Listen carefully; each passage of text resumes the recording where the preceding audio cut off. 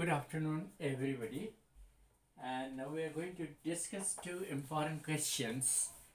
The first one is that there is a great difference between textbook medicine and the world of practicing physician. I repeat the question.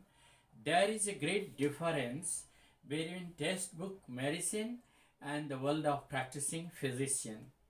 Elucidate that with reference to the chapter Birth or comment on the title of the story Ranga's Marriage. So both of the questions we are going to take up one by one. First of all, we'll take the first part of the question, that there is a difference between practical textbook medicine, or rather we can say between textbook medicine and the world of a practicing physician. Yeah, the knowledge, that is the theoretical knowledge here, the question is directly based on the fact that theoretical knowledge and practical experience both differ to a great extent.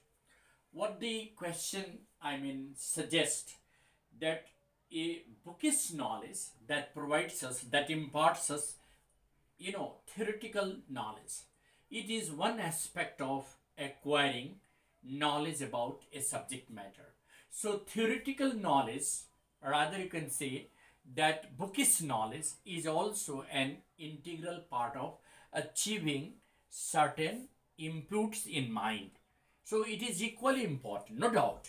There is no doubt about the fact that acquiring theoretical knowledge or bookish knowledge is an essential part of learning. Any kind of job, if you are interested to take up a job, say for example, if you are willing to go for a practicing surgeon or practicing physician in the field of medicine, you need to have a sound theoretical knowledge of the books regarding medicine, surgery, whatever subject matter the doctor has to read. Essentially, the doctor will go through the content of the books thoroughly and comprehensively. That is a part of theoretical knowledge. But without practicing about that knowledge, if the physician or the surgeon has simply learned the theoretical knowledge, and if he is having no practical or working experience, he may not be completely successful in his job. In this similar way, we come across the nurses surpassing the physician. They are superior to sometimes the physician. Those without reading too much of text, they are observing the things, and they are very much practicing the work of the physician. They are administering injection to the patient. As they are in practice every day, they hardly commit any mistake. They are always doing this job of administering injection to the patient very successfully. On the other hand, a physician may have a lot of knowledge, theoretical knowledge, but if he is not practically doing the work of administering an injection to a patient, he may not be able to inject or provide an injection to the patient, and that time his theoretical knowledge is a failure. So what I am trying to emphasize upon, that both these aspects of learning are equally important. Theoretical knowledge imparts us and makes us capable of knowing the comprehensive knowledge of the things that we are going to practice in our life.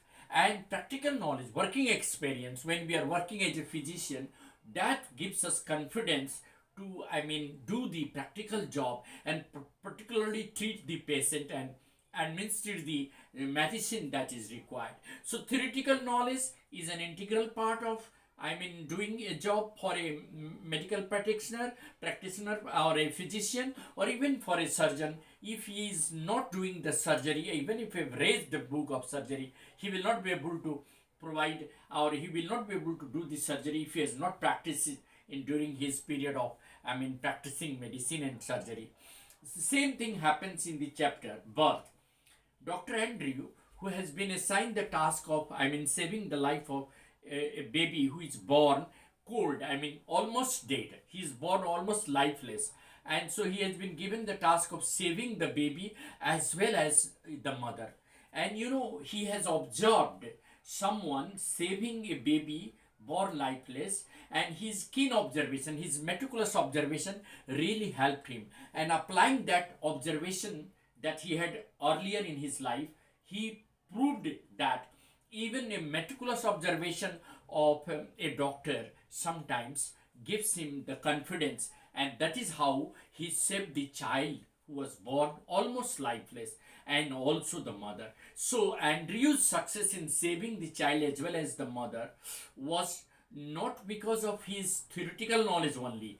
It was a part of his theoretical knowledge, no doubt, but it also was a part of his observation, keen observation, meticulous observation that he had earlier when he had seen a doctor saving the life of a child, a kid born lifeless. So that is how we come to conclude that both theoretical knowledge as well as practical experience are essential for being successful in the field of medical practitioner, or in the field of doctors, in the field of surgeons, in the field of specialists. It is very important that they should practice whatever they have learned, whatever knowledge they have been imparted theoretically, they should also practice practically, so that their knowledge can be perfected and they can be successful.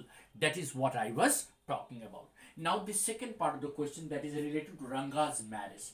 That question is, justify the title, the story Ranga's marriage. See, the entire story revolves around Ranga's marriage. Ranga, a young man who had been educated outside his village, I mean, he had been educated in Bangalore, a city education he has got, and after having been educated in a city, he comes back to his village. There is hardly any change in his nature. The only thing that he has undergone a change is his way of thinking, his concept of thinking, his mindset. He has now been broadened of his mind, and now he thinks little bit based on the Western culture. He believes that marriages should be done only when the boy and the girl both are matured and they like each other, they love each other. So he believes in love marriage. In the beginning, he is of the perception that marriages can be better when the boys, the person, the boy, the groom must love the bride and know each other very well.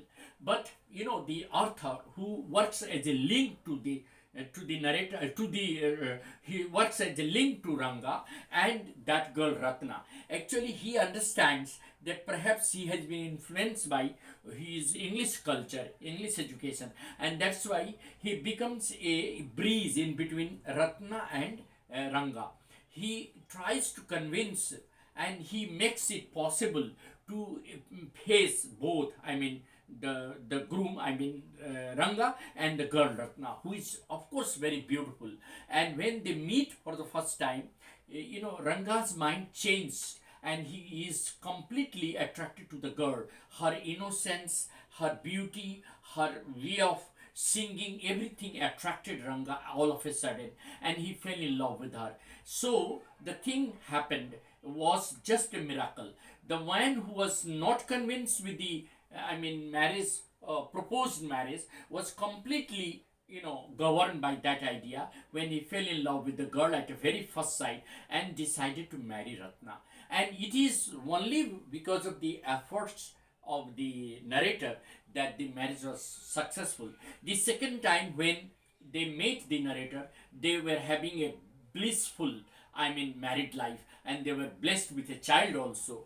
And then the second time when they met, Ranga was the key person that time also, because he was blessed with his son, whom the couple wanted to name or after the name of the narrator, just giving acknowledgement to the effort of that gentleman. So we come to realize that the entire story revolves around the incident of Ranga's education, Ranga's coming back from Bangalore, coming to his village, his way of believing in marriage, particularly his concept of Western system of marriage, and then the efforts that he makes in understanding the fact, and his persuasion and everything, all that, the entire episode in this story, right from Ranga's, parents sending him to Bangalore for education.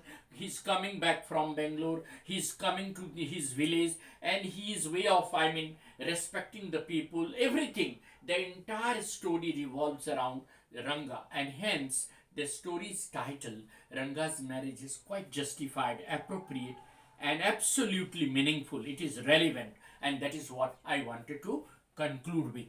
Thank you very much. Have a nice day ahead.